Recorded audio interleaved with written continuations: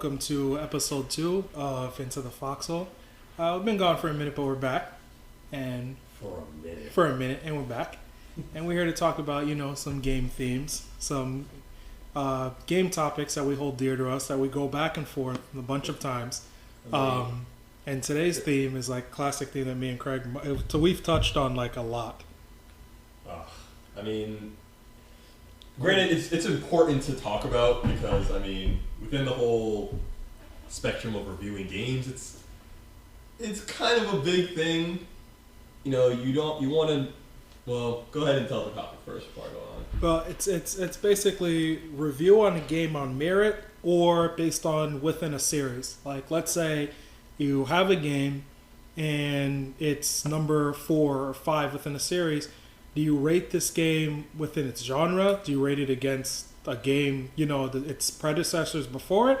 Or do you rate it, by itself, as if no other game existed and you're rating this game based on what it does well outside of the sequel or its prequels or any other game that's not it? Exactly. So, again, this is an important topic to talk about because you think about it, like, games, we all look at reviews. Everyone looks at reviews. If you don't look at reviews for games, who are you? But how much can we actually trust a reviewer if, let's say, this particular person doesn't like fighting games? Bitch. No, I'm sorry. Do I want to listen to a person who doesn't like fighting games? Is their opinion valid on the review for, let's say, Street Fighter 5? You're right. Should I care? You're right. The thing is, but that person is still a gamer. That person is still a gamer. They play games, and I'm sure their opinion should matter to someone, right? True. No, you're right. But just on that that note alone of somebody who doesn't play a specific game that still reviews that game, and you're right. Like, okay, there's like what I call like a base review, and then there's like that skill review. And your base review would be, okay, I played the game. Are there any major problems in it? Does the game convey the thing it needs to convey?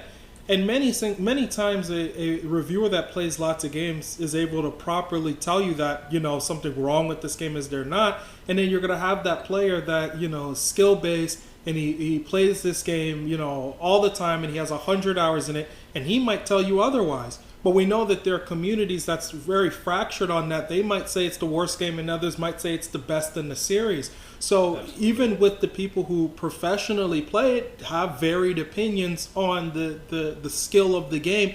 And you might be a gamer that doesn't care about that. Let's say you're looking to play this game casually and you could care less about what was changed with the tiers. You could care less about what's dropping with, certain characters, with nerfs, or, you may not care about any of those things. So someone who's reviewing a game, just the base of it may not need to, I guess, be a professional at playing the game to tell you, is this a buy or is this not a buy? But there's some games where I believe that it can't be based off of the merit. It has to be based off of the series, because there are games that that exception makes sense, right. And then there are games where it doesn't. I think it's a game by game basis thing. Some games make sense on it, some games don't. So let's say you're playing. What's a great game I could think about that sort of is multiple series, but you may have like some different ones that definitely have. Final Fantasy is actually the greatest that you could think of. Okay. Every Final Fantasy is not necessarily the same. They all don't necessarily play exactly the same. In fact, the series is known, because it doesn't necessarily take from the last. The only thing you could guarantee from a Final Fantasy game is that it's an RPG, and that's probably about it. Pretty much. So you couldn't say, well, here's Final Fantasy 4 and I'm rating it against 5, or here's 5 and I'm rating it against 6, or here's 8, 9. They, some have turn-based, one has job system, one has active-based. So that means that though they're all different from the last ones, one's not any better, one's just different from the last one. So in that respect, it has to be rated on its own merit, because even the company Square treats each Final Fantasy as a different game. So some games treat their IPs like different entries with the same name, just like Assassin's Creed might, where it's hard to talk about the game itself without, I guess, bringing up other entries, but you sort of have to with entries like that. No, I completely agree, but it comes down to like you said with Final Fantasy, it's not fair. you can't rate Final Fantasy 4 to something like Final Fantasy 7. Like it's hard. Not even talking about just time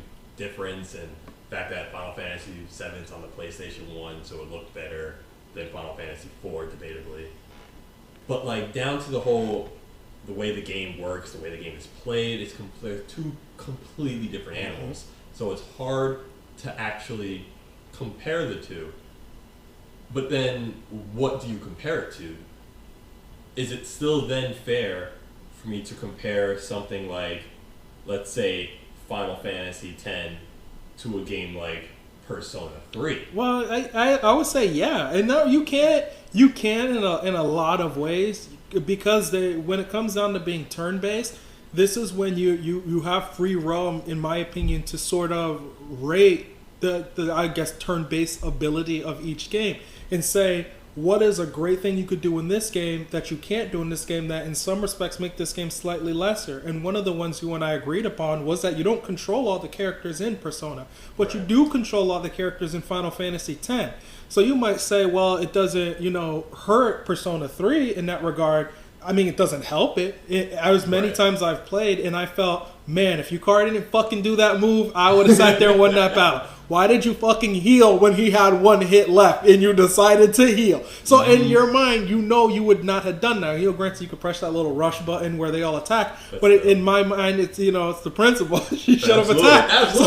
Absolutely. And in my mind, I feel with a game that has something that might hurt you in some small way, then yeah, it's better in 10 that you can choose everybody in 10.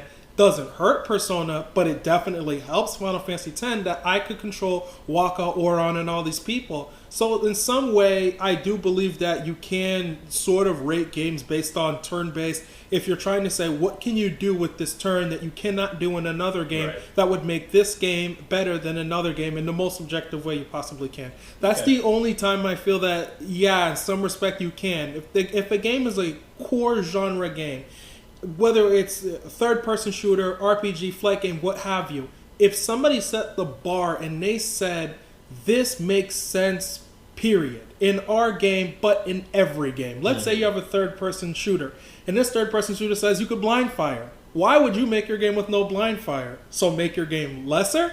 It can't be better? You might say, well, he doesn't need blind fire. But in my mind, I say, okay, so weren't there multiple opportunities that get opened up because of blind fire? If the only time... granted, this comes down to the reviewer itself, but like, if the game would not benefit from it, I can see why they would leave something like that out. But again, that's neither here or there. I guess the whole thing is like... Yeah, sort of makes sense. Yeah, like the whole thing, I guess it comes down to comparison based on like subgenre, I guess you can say. Because, I mean, you have to go deep. Like, because like I said, like, you can't compare 7 to 4, but you can kind of compare like 7 to 8 or 7 to 9. Very true. And like, I guess you have to find where you can divide these walls and like how to like separate all these games and all their little, like, put them all in their little holes so we can compare them in. But even then, that can get really specific. Very true. And that hurts the reviewer. But I mean, I guess that's what people want. I think if you're a reviewer and you're reviewing a game and you have an opinion based on this game and there's something you really like on this game that you liked in previous games, and you might say, if you like these previous games, you'll like this game because I have all these grinding things that I like to do. Or I really like talking to the people and they all have like voiceover AIs. There's something about that one game that you played in previous games that makes this game great. So sometimes I think it makes sense to say, here's the games I played in my past history. These are the games that I like playing, and here are the reasons why you should probably play this next game if you've played those previous games. So let's say you're playing an RPG and you're rating it, and this RPG, let's say it doesn't have voiceovers, and let's say 4 other RPGs, same genre, all had voiceovers for all of their NPCs or characters or whatnot. That might have made him say, man, I got a good deep connection with those games, and I really, really like the voiceovers. Granted, this game's not doing voiceovers. It doesn't hurt it, but it doesn't make it better than these other games. If I'm saying that I had a great experience with those past games, what makes this new game any better in that respect if I'm not getting that same experience? Do my readers not need to know that I played better?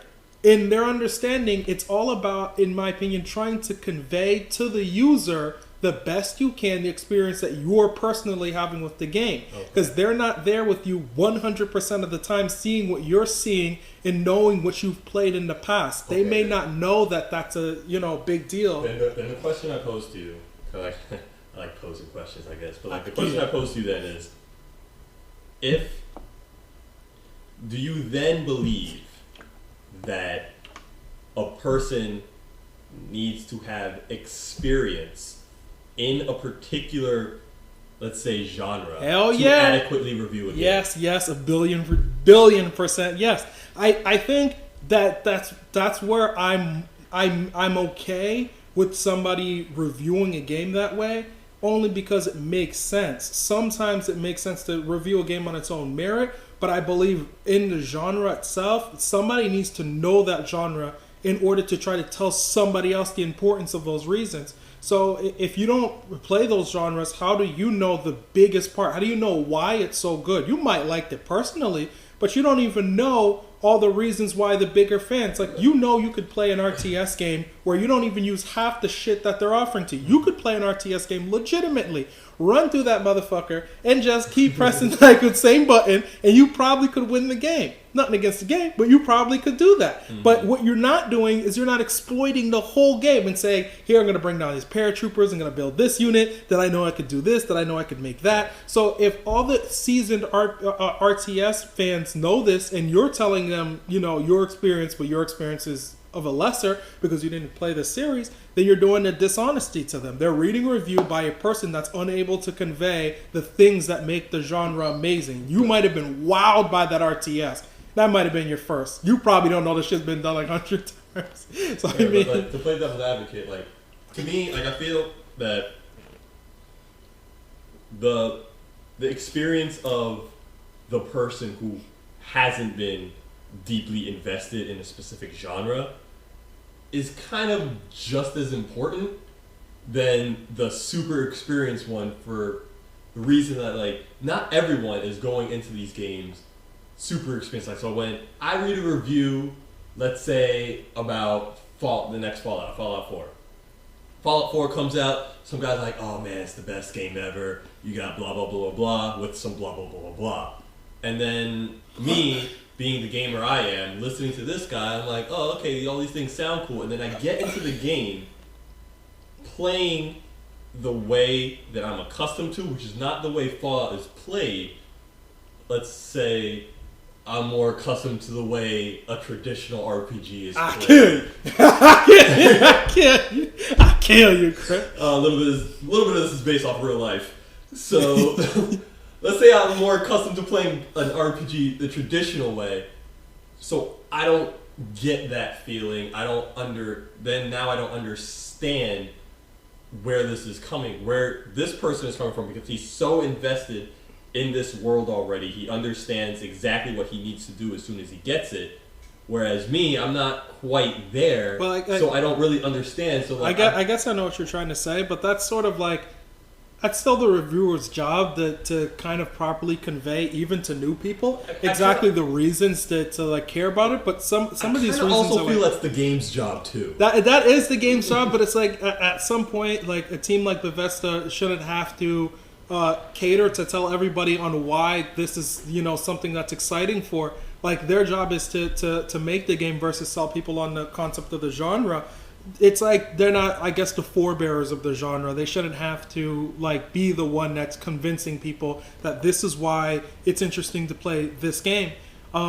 They do a lot in terms of trying to sell their own game that sort of leans towards also selling the open worldness of RPGs by saying, hey, it's you could go anywhere, do anything type of deal, and you could dress up and you could have this open world type of experience with the game. They still show that off, and they still kind of get to that main point of what Fallout is. A reviewer's job, I think, is to convey that properly and say, hey, if you like this in the previous Fallouts, you'll like this in the newer Fallouts. but I don't know if a reviewer should spend so much time trying to convince you to purchase a game or purchase a specific genre based on the reasons on why the genre is good for. There's lots of great reasons why a genre is great, that it's hard for every developer to be that forebearer to tell you, hey, this is what's up. You could do this, and like that's good. A lot of their points they're trying to sell you, I mean, are also the same points that every other developer would try to sell you to basically, I guess, play the game. So when you think about why a developer is trying to get you to play it, that still sort of leans towards them, I guess, exploiting what the genre already is. You already know from default that these are the reasons why it's good. And the person reviewing it has to kind of let you know that, even if you understand what Fallout is. I guess so. I mean, I guess I can understand that, but I also feel like, I mean, the inexperienced reviewer is just not as much as value as, say, like the experience, because the experienced guy is going to know all the nooks and crannies. He's going to know like exactly what's going on in this game and what's happening. But let's say you release this game, Fallout 4. I'm just going to use Fallout 4 as an example because we've been using it. Hating on Fallout 4? I'm not hating on it. I promise. Fallout 4 comes out. The guy who's played Fallout 1 through 3, New Vegas, all that shit, he's like, man, this game's incredible because it's got this, all the best features of all the Fallouts. It's in there. Amazing game. Perfect. 10 out of 10. You got the inexperienced person now. He or she's reviewing the game. He's like, hey, man, look at that. Fallout 4. It's kind of cool. You know, it's pretty cool. I can do kind of this stuff. This is interesting. So now I have this person who clearly states that they have never had an interest in the Fallout series, has now come to this game and said, like, man, this game's actually kind of fun. Like, I don't know what it is about it. Like, I'm having fun. I'm shooting shit. Things are dying. I'm leveling up, getting new skills, getting new hats, getting new gear. Looking good. This game's cool.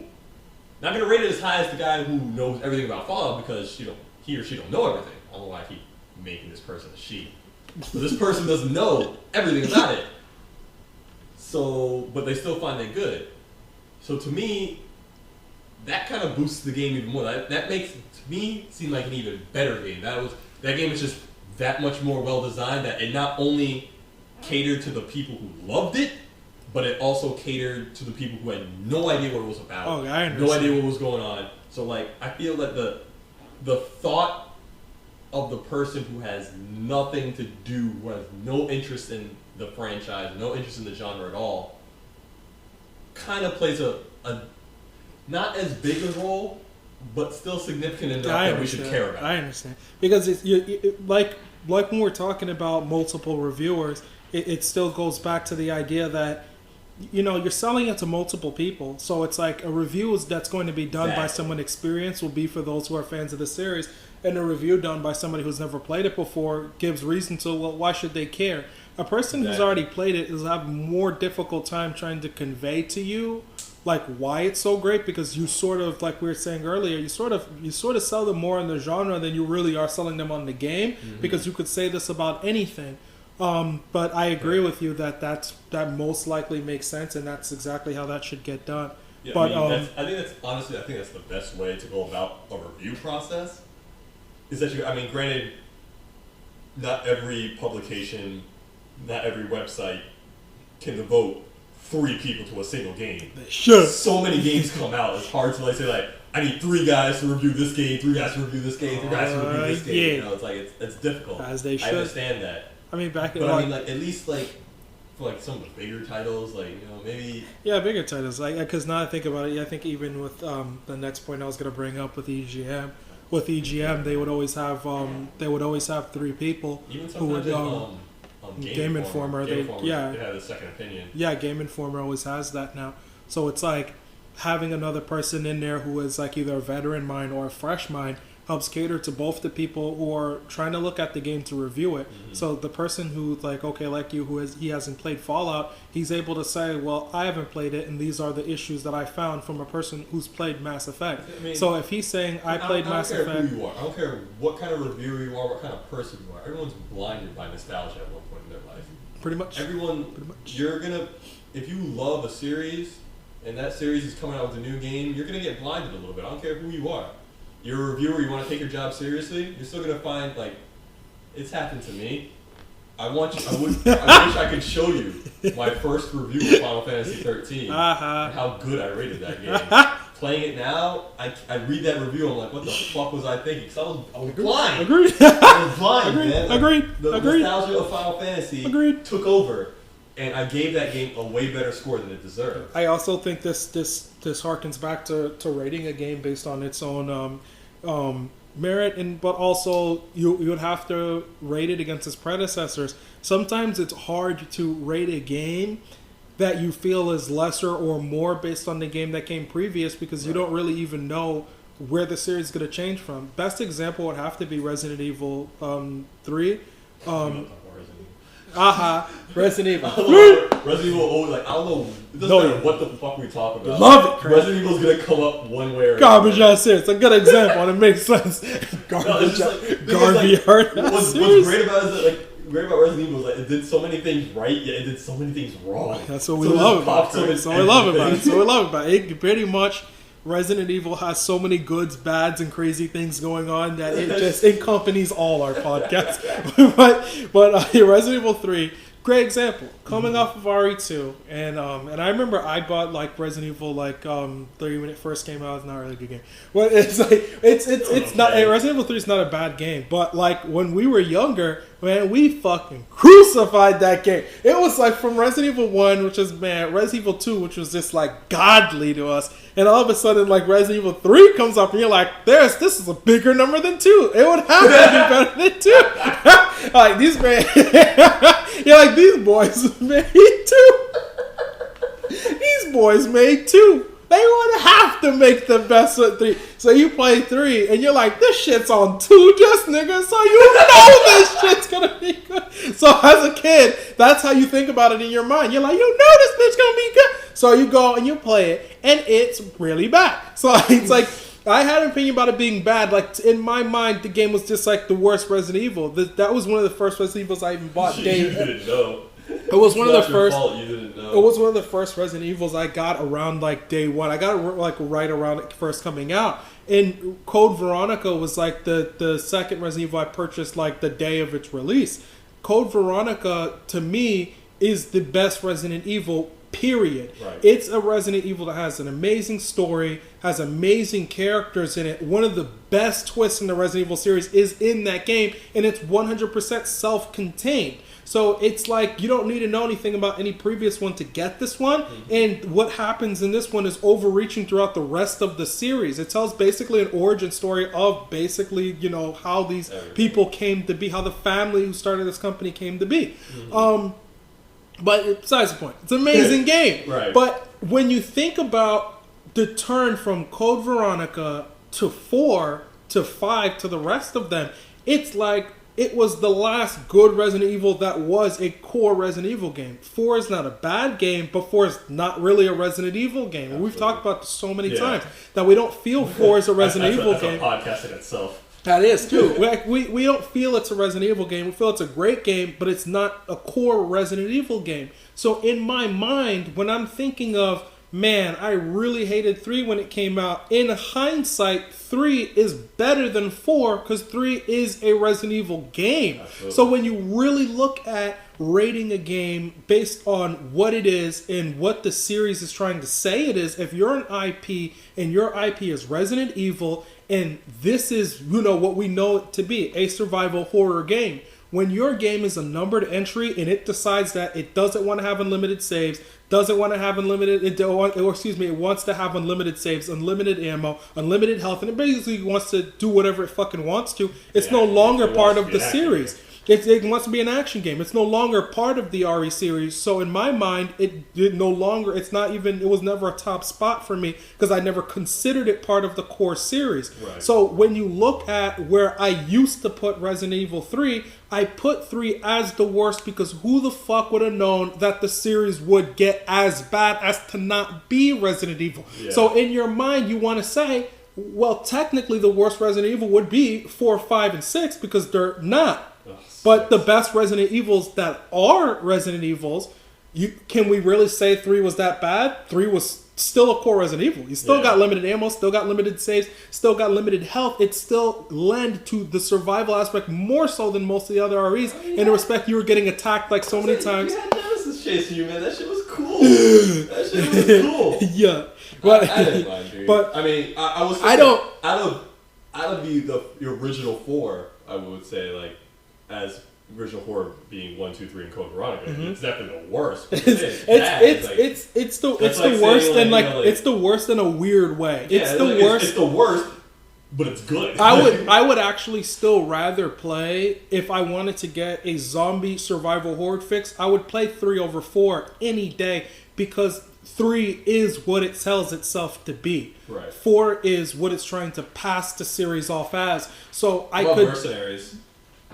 Mercenaries was awesome in all the Resident Evils. All the Resident Evils have Mercenaries in them. Feel really good. Mercenaries, the game itself. I'm talking about the 3DS game. No, but I mean, it's a fun game for those who do like Mercenaries. But I give the exception to something like Mercenary Series because it's called that. It's letting you know that, hey, don't come in here with the expectation that Resident Evil shit's going on. The real example I should have given was, what was that one game? Like Escape Raccoon City or some nonsense? Oh, you're talking about Operation Raccoon City? Operation Raccoon City. Garbage ass game. And I knew that game was going to be bad from the onset. Absolutely. And Adam went That's one of those things you look at like, damn, it's going to be shit. Yes, Adam went and bought that game and I was just like, you done fucked up. I knew he fucked up when he got that game. I was like, so what you're telling me here is it's the action Resident Evil and Slant 6 is making it? Fuck me, Capcom. Y'all boys don't know what the fuck y'all doing. I knew that game was going to be that poor part. All right, I'm sorry. But I didn't bring it up. Yeah, it's all right. But going back to the reviews on merits, it's a great example to say what can we really say is bad in a game series that had a high standard at one point. So when you think about what you really think is bad based on of another game being amazing, who knows how shitty that series possibly could get to? True. So is Resident Evil 3 really a 6 game? It's not. Resident Evil 3, in my mind, solid 8. Probably not a 9 or a 10,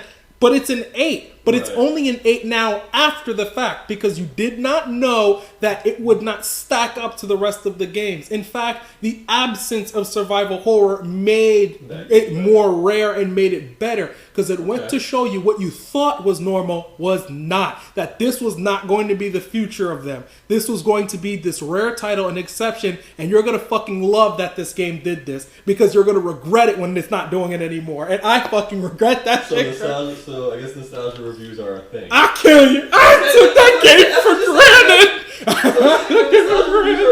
We need to go back and revisit a lot of these games because they may be better or worse. Exactly. So we got to think about it and say, like, okay, were we just giving it to... Sometimes you rate a game too hard because, like we were talking about earlier before this podcast, Craig and I were talking about Uncharted 3 and Uncharted 2. Man. Like, of course, some might hold it against Uncharted 3 simply because of how amazing Uncharted 2 was. But in its own right, you would have to understand this is also one of the biggest action series right now that's like a third person that's like action adventure. So it's like you might hold it to that higher, like, I guess, like pedigree than like most might.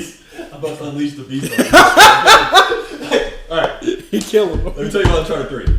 I like it. Listen, Uncharted 3 did not touch Uncharted 2. Alright? I don't care who the fuck you are, who the fuck you think you are. The only thing Uncharted 3 did right was keep the gameplay of Uncharted 2. Everything else was fucking shitty. I like the set pieces. The set pieces were cool.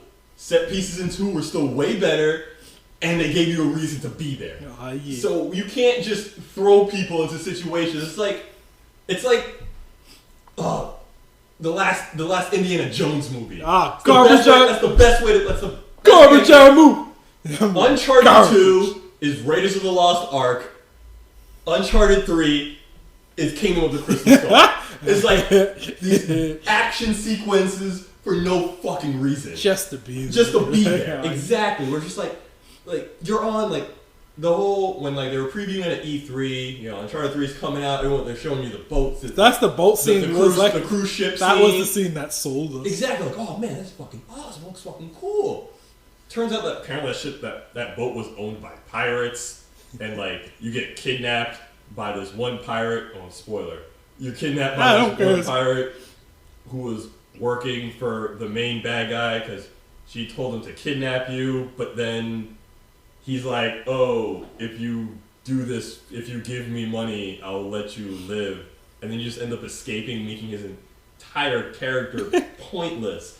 Literally, like, his entire existence was to get you on that cruise ship so they can have that set piece. Oh, yeah. So many throwaway characters, so many bullshit situations. So the game was not good. So it threw together all these fucking series of events that made no fucking sense just for the sake of saying, we want this shit to be live. You know what it reminds me of? It reminds me of like the Call of Duty single player games. Yes. Where it's like the Call of Duty single player games are so bad, it's like they try to make excuses of why you need to be here. It's like bullshit, nigga. You know this is a multiplayer map. It's the only reason why we're here. This is a multiplayer map, and you decided to say, oh man, I wonder what that Russian scientist is doing over here in the Bahamas. And it's like, oh man, now we gotta chase down this rectangular pathway that leads into another square pathway.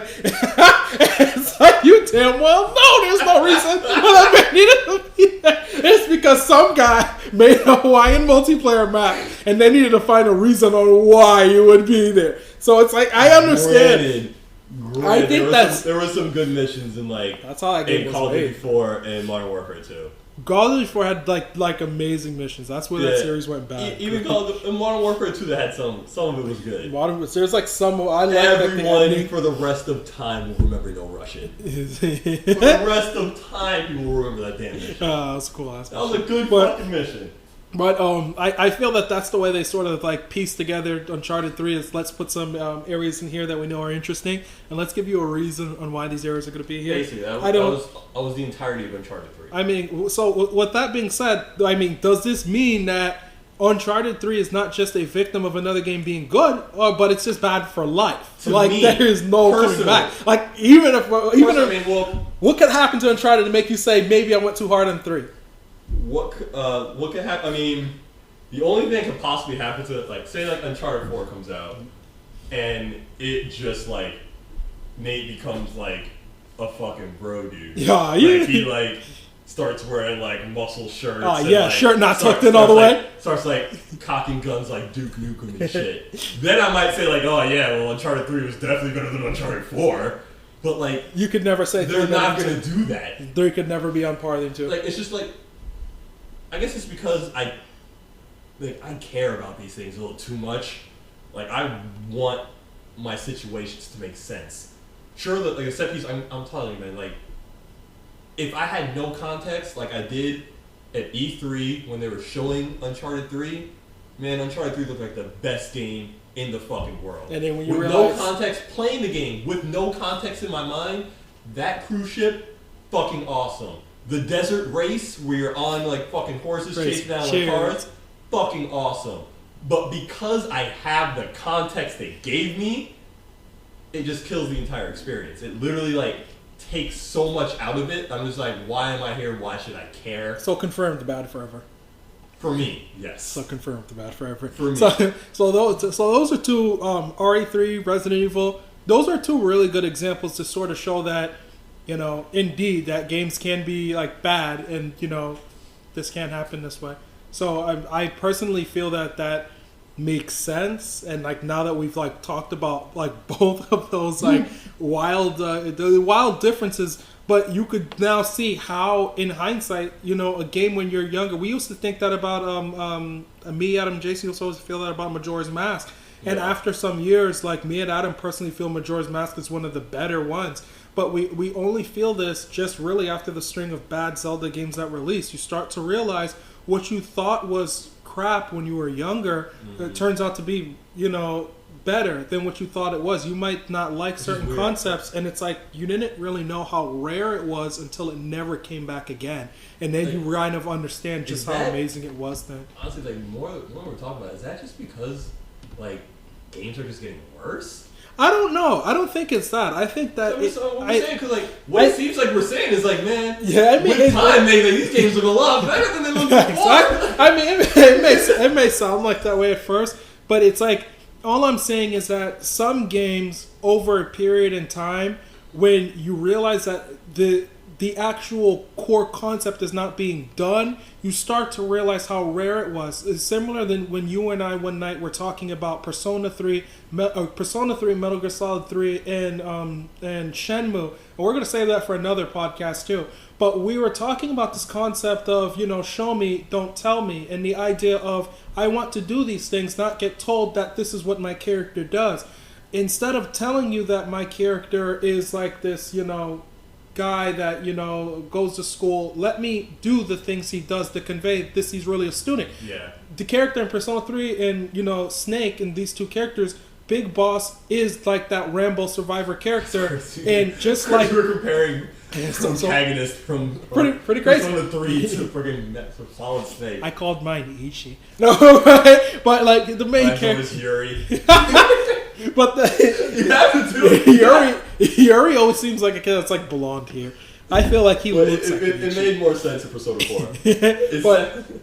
But with this character, he did the things that you believe the student would do. So the term that he's a student means something more than any other game telling you that, because you do the things versus we're just going to tell you this is what it is. Right. So in Shenmue, I think I love that. Me and my sister Crystal both personally really, really, really, really loved that game when it first came out, and I still really like that IP.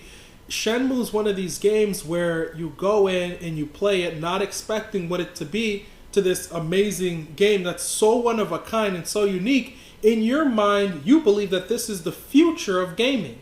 Absolutely. It was that unique. So in my mind, I felt like this is probably going to be the way some of these future games are going to be, because this is this like breathtakingly complex. You had this entire open world, going around talking whatever the fuck you want, yeah. getting clues, trying to figure out find out where everyone remembers where the sailors are. Where are the sailors at, bro? He's like, you guys know where there's some sailors, right? Well, it's not sailors like to hang out. It's not even. It's like all that. It's like amazing. Yeah. It's just the idea that you had this game with this overworld. It may not been as big as GTA 3. It may not have been as even big as Zelda, but it's what you did in this world. The thing is, it was alive. Yes, it was alive. It was in Shenmue, you had all these people just walking around doing their own thing. Whereas in games like Grand Theft Auto, the people were walking around so you can run over them. Pretty much, random NPC. It was literally just completely empty until nighttime. Pretty much. An operator time was just empty. Then nighttime came and zombies would come up around you, and it was just like, okay, no life. Obviously it's fixated. Yeah, exactly. There's no life. No life, and it's like. When you look at what they did in the game with having a day and night cycle that was an active day and night cycle that determined when people would be there. You could follow someone to where they live. And they were not just random people. Those times where you're running across town hoping to God that you fucking make it in yes, time. Hoping that you make it in time. He's not going to be there at nighttime. I gotta exactly. fucking go. Exactly. And this was just such an amazing concept to my sister and I when we were playing this game. That it's like it stays with you. So when you're originally playing this, you're thinking this is such a great game. This is such an amazing idea. And you play it with the understanding that this is probably going to be normal, years later. Come to find out, the series, didn't do anything with it. But on top of that, nobody took that concept and said, let's run with it. An idea where you had the active day and night cycle, everybody's coming in, and you could pick things up, drop things down. No one really jumped on board to that. And the closest thing you could even possibly say to a game like that would possibly even be Skyrim, if you consider the day and night cycle and the NPCs that live within the community, but never to the deep scale that was something like a Shenmue. Well, I would guess in modern times. I would say in modern times it could have been Skyrim if Skyrim put itself in modern times. Right. And to consider that this is 1999 compared to a game released in 2011.